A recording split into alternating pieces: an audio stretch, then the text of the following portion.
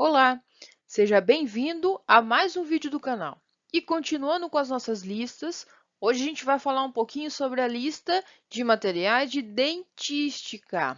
Então, bora lá! Então, nós vamos dividir essa lista em algumas classes, né, de materiais, classes de procedimentos que nós vamos realizar na hora de restaurar um dentinho, tá? Então, nós vamos começar falando de materiais de diagnóstico e isolamento absoluto, tá? Depois, vamos falar sobre anestesia e preparo da cavidade, seguido de material restaurador, que é o nosso ponto-chave da lista de material. E por último, vamos falar de uma coisa extremamente importante, que é o acabamento e polimento. E muita gente acaba deixando essa última etapa meio que procrastinada, né? Meio de qualquer jeito.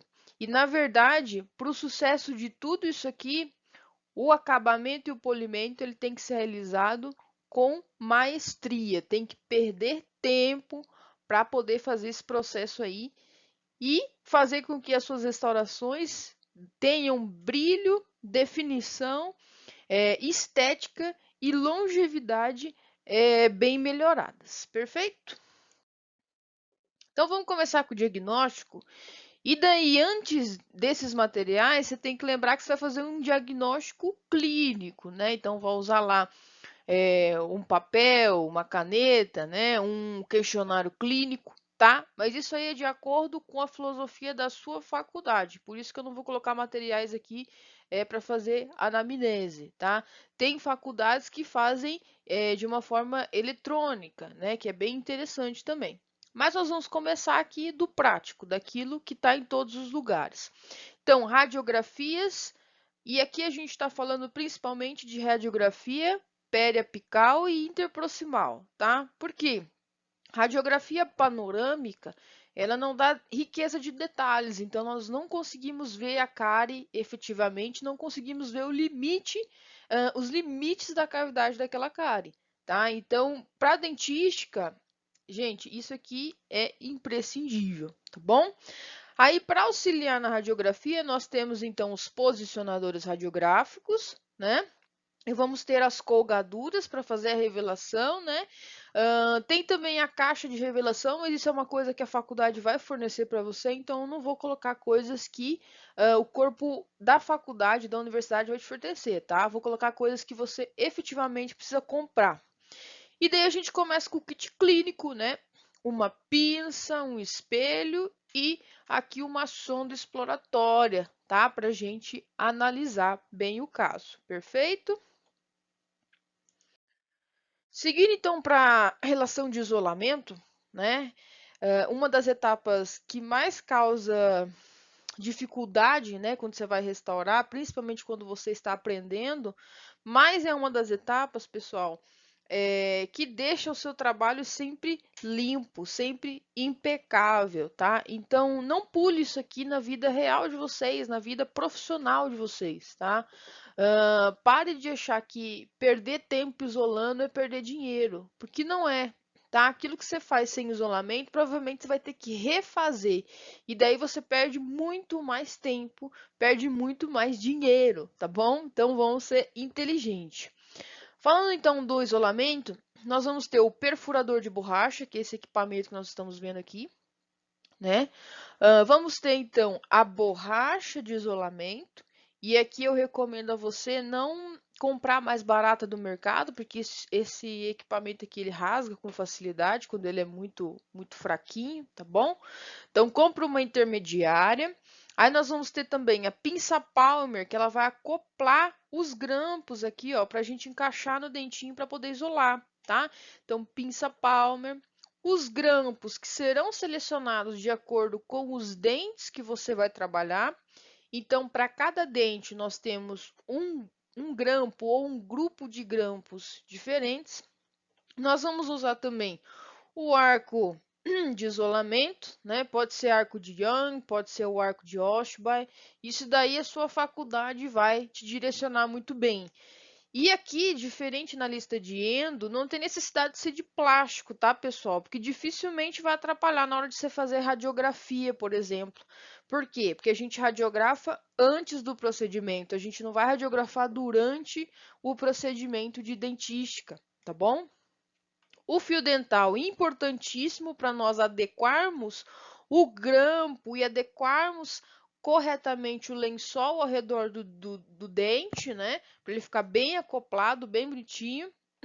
E a vaselina sódica a gente usa para passar no lençol antes de encaixar no dente, para que desça com mais facilidade, para que não machuque o paciente, não machuque a gengiva ali ao redor do paciente, ok? E daí nós vamos falar da etapa extremamente importante, que é a anestesia, né? E aqui é praxe, aqui vocês vão usar para praticamente todas as disciplinas, né? Então, carpule, né? Eu prefiro esse tipo de carpule com essa conformidade aqui na ponta, tá? Eu não gosto daquela que tem uma rodinha aqui, ó, pra gente, um círculo, pra gente encaixar o nosso polegar, porque aquilo trava, enrosca muito no dedo na hora que você vai puxar, e principalmente se o seu paciente ele tiver um pouco de receio de dentista, né, o que é comum hoje em dia, na hora que às vezes vai anestesiar, o paciente se mexe, né, o paciente às vezes pode tossir, e daí você tem dificuldade para retirar essa agulha da boca, então pode causar alguns acidentes, né, como machucar o paciente e até mesmo quebrar essa agulha anestésica, tá bom? Então, eu prefiro essa carpule mais tradicional. Mas aí fica do seu gosto, tá? E daí a gente vai falar dos anestésicos também, né? Lógico, se tem carpule, tem agulha, tá? Aí nós vamos dividir a agulha em curta e longa, né? Isso daí é mais, de novo, uma filosofia do seu professor, então ele vai te indicar a melhor anestesia, né?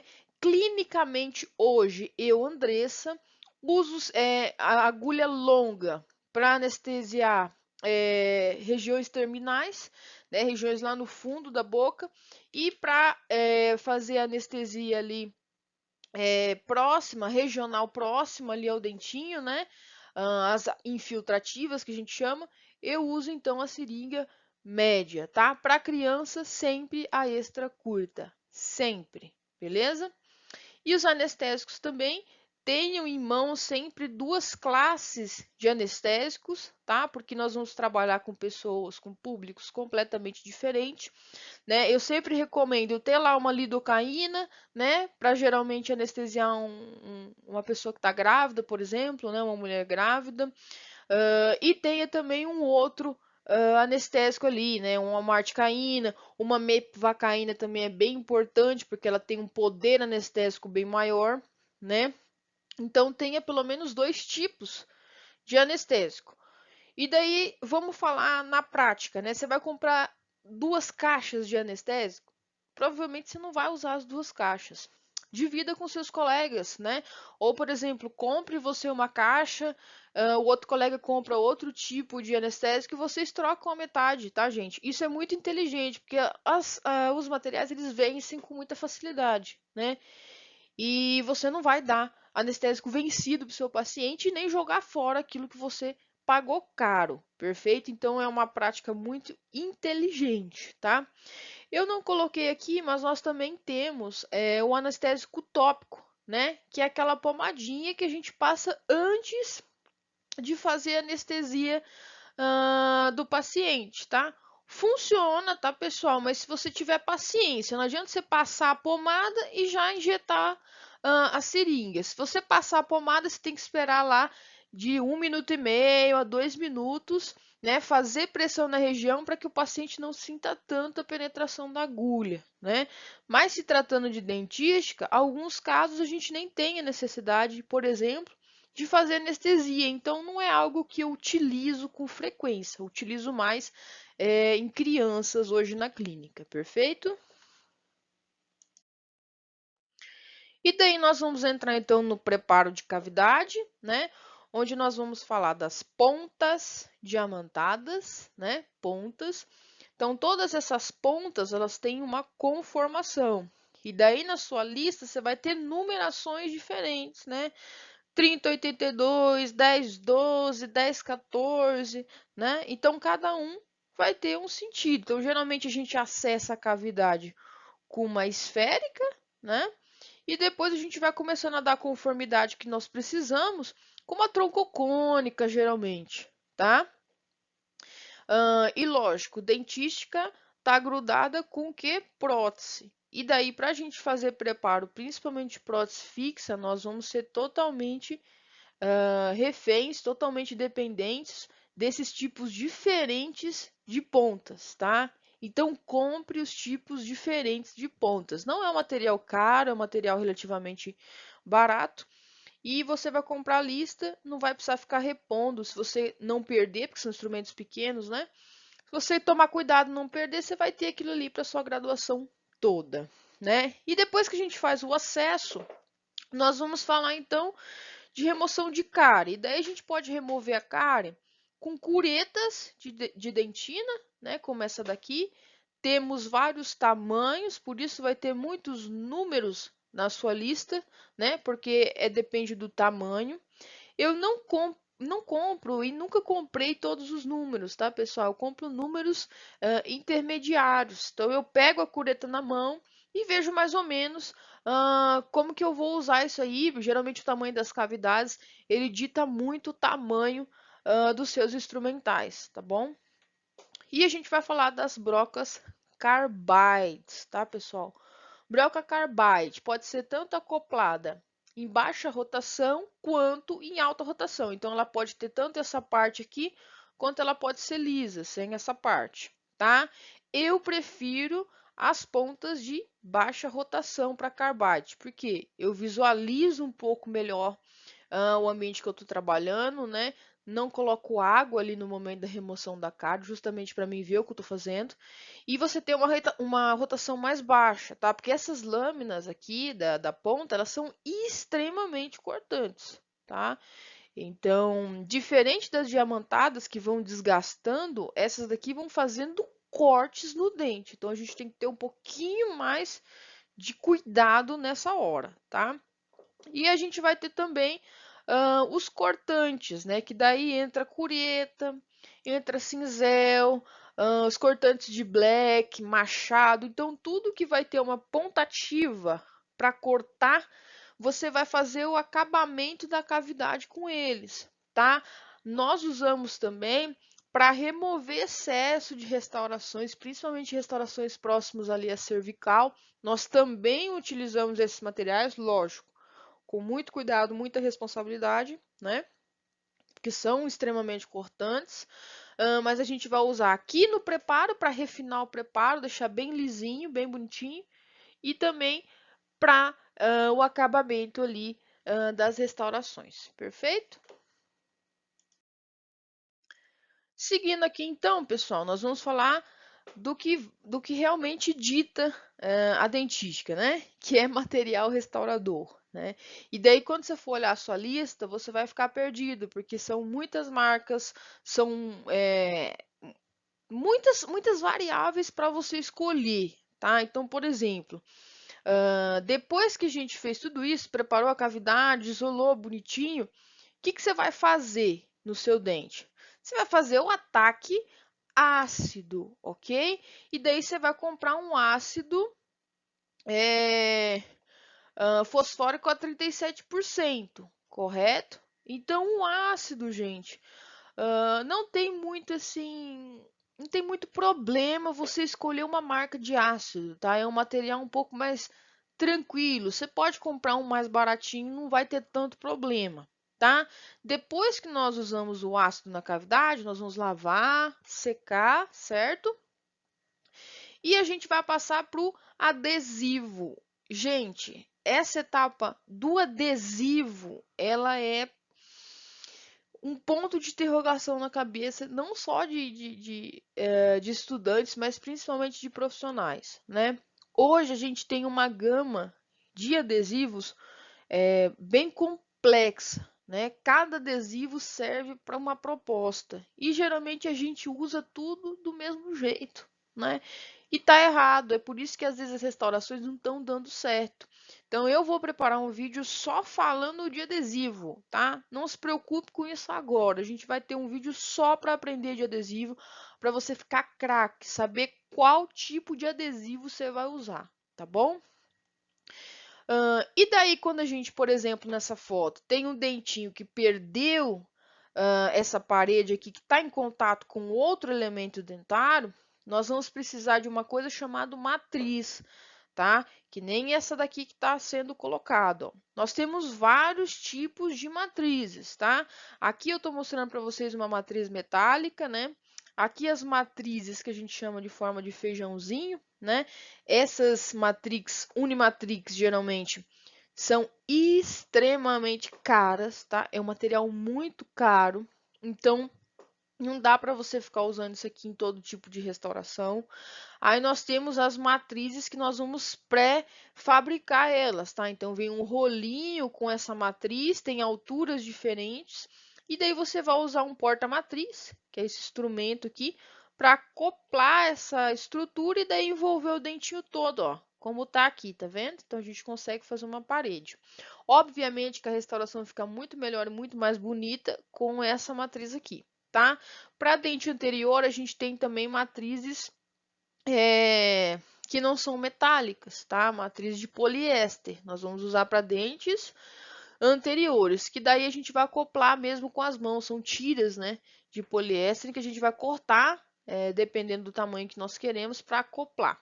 E daí a gente pode usar ainda aquelas madeirinhas, estacas de madeiras para a gente colocar bem no pezinho do dente aqui. Para quê?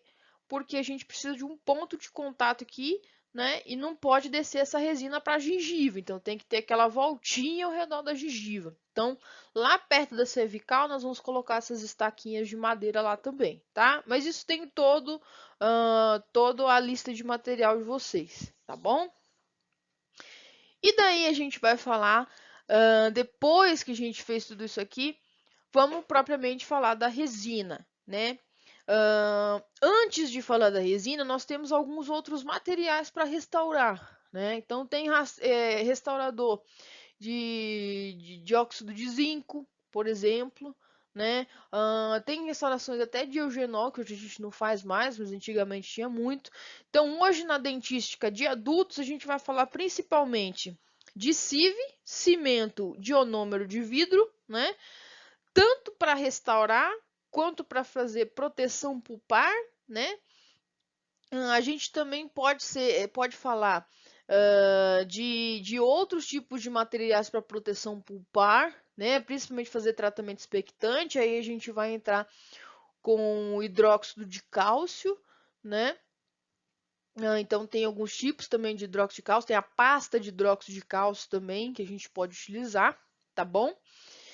E a gente vai falar das queridinhas resinas, tá? Então, a resina é praticamente o mesmo dilema do restaurador. Por quê? Hoje no mercado nós temos resinas nanohíbridas, temos resinas microhíbridas, né, macrohíbridas. Então, isso daí, cada tipo de resina ela foi projetada para restaurar um tipo de dente, um tipo de condição de dente. Tá? Temos as resinas flow também, que são resinas extremamente líquidas, né?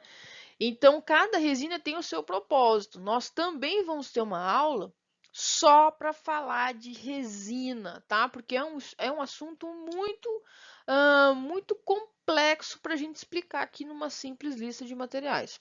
Hoje eu estou apresentando para vocês as resinas, tá? E daí você vai ver que tem cores diferentes e tem resina para dentina e tem resina para esmalte. Então, quando você vai restaurar um dente, você vai usar os dois tipos de resina geralmente, né? Vai usar a de dentina e vai usar também a de esmalte, beleza? Esse cotonetezinho aqui é o microbrush que nós usamos para passar o adesivo na cavidade onde nós vamos fazer a restauração. Perfeito? E daí nós vamos falar também das espátulas para modelamento das resinas, tá? Então nós vamos ter diferentes tipos de espátulas. E daí você vai ver na sua lista aquele mundo de espátula, né? Ah, espátula número 1, número 2, número 3, número 4, número 20, 30. Tá, gente? Eu aconselho que quando vocês forem comprar o material, olhe a conformação da ponta da sua espátula. Você vai ver que tem uma mesma conformação com tamanhos diferentes. Tamanhos assim, 1 centímetro maior, 1 centímetro menor. Então não tem necessidade de você ficar comprando todas, tá? Compra dois tipos de cada conformidade de ponta, tá? E nem aqui ó, nós estamos vendo conformidades de pontas diferentes, tá? Isso aqui para ajudar a gente. Outra coisa que a maioria das faculdades não pedem e que, na minha visão, é algo que ajuda muito o nosso trabalho restaurador, são os pincéis, tá, pessoal? Mas uma dica aqui: atenção para tudo que você está fazendo. Não vai comprar o pincel da Dental. Você está ouvindo? Não vai comprar o pincel da Dental. Por que, Andressa? O pincel da Dental é ruim? Não, ele é excelente. Só que o pincel da Dental é o mesmo que você vai comprar às vezes na papelaria e custa 4, 5 vezes mais do que o da papelaria, tá? Então, vá numa papelaria mais completa, né? Mais artística, que você vai encontrar vários tipos de pincéis delicados, né? Então, compra lá um pouco mais rígido, um pouco mais maleável, para você fazer o acabamento final da espatulação dessa resina, tá? Adequar essa resina na cavidade. Gente, isso faz toda a diferença, porque essas espátulas, elas deixam a restauração marcada. E isso dificulta muito o seu acabamento da cavidade. Você vai ficar o tempo lá lustrando cabuloso. Então, os pincéis, eles já vão diminuir o seu trabalho, assim, em 50% na hora de dar o acabamento da restauração, tá? E lógico, né? Para nós restaurarmos, endurecermos, né, entre aspas, fotopolimerizarmos a nossa restauração, nós vamos precisar desse equipamento, que é o fotopolimerizador, tá? Sem ele não dá para fazer restauração de resina, tá, pessoal? E aqui nós vamos concluir falando de polimento e acabamento, tá? O acabamento, pessoal, atenção, o acabamento vocês vão fazer com aqueles materiais que nós já falamos, né? Que são as pontas diamantadas, né? E também aqueles cinzéis, aqueles cortantes, lembra? Para tirar algumas rebarbas que ficam ao redor do dentinho, ao redor da restauração, tá? E depois que nós fizermos isso, né, adequarmos a altura da nossa restauração, bater o carbono lá, né, adequar a restauração. Outra coisa importante, o que é carbono, Andressa? O carbono é um material que você vai comprar justamente para checar oclusão. Então, é um papelzinho de carbono mesmo que faz o paciente morder, tá? Isso aí está em prótese, provavelmente está na sua lista de dentística também, tá? Então, o carbono, ele te direciona onde que você tem que desgastar, onde que está pegando primeiro ali na sua restauração, perfeito? E daí depois nós partimos então para o polimento, que vai ser feito com os discos, as taças e as pinças de borracha, né, que nós estamos vendo aqui. Fora isso aqui, a gente também tem uma gama de materiais diferentes, tá? Tem disco de feltro, tem coisas bem complexas, mas falando em nível acadêmico, isso daqui, né, essas borrachinhas já vão dar o efeito desejado, vai deixar com que a sua restauração fique com bom acabamento, né? A gente também vai falar de lixa interdental, que são umas lixinhas que a gente compra para dar o polimento e o acabamento entre os dentes, né? Então, é parecida com a tira de poliéster que eu falei, para a matriz de poliéster lá, né? Para restaurar dente anterior. Só que elas são metálicas, elas são lixinhas mesmo, que você vai acoplar entre os dentes e dar aquele acabamento ali interproximal. Beleza, pessoal? Bom, pessoal, por hoje é só. Essa referência que a gente vai ter aqui para falar desses materiais, eu tirei lá do livro de materiais dentários, materiais em odontologia do Philips, tá? Um livro sensacional, vale a pena você correr aí na biblioteca da sua universidade e procurar, tá? Tem todas as fotos, tudo bonitinho, tudo explicadinho, tá bom? Eu deixo aqui para vocês o meu arroba, para vocês me seguirem lá no Instagram, acompanhar a minha rotina, o meu trabalho, aquilo que eu tô fazendo, tá? Fiquem à vontade para seguir, comentar. E também peço a você que, se esse vídeo foi útil, deixe o seu like, se inscreva no canal, compartilhe com seus colegas, tá? Dá uma ajuda aí no canal que está crescendo agora, beleza? E até a próxima, galera. Valeu!